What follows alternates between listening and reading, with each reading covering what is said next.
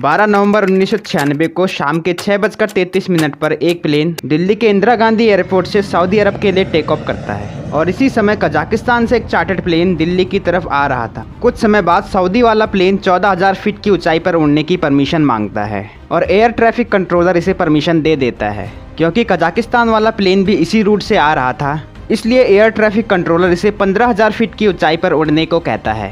लेकिन कुछ मिनटों बाद दिल्ली से 100 किलोमीटर दूर चरखी दादरी गांव में आसमान से लोहे के टुकड़े बरसने लगते हैं और पता चलता है ये दोनों प्लेन हवा में आपस में टकरा चुके थे।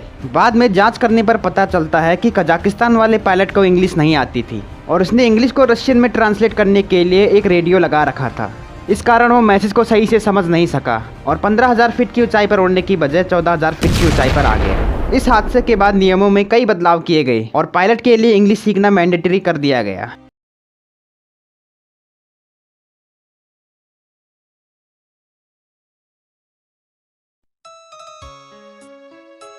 Learn English from Show English.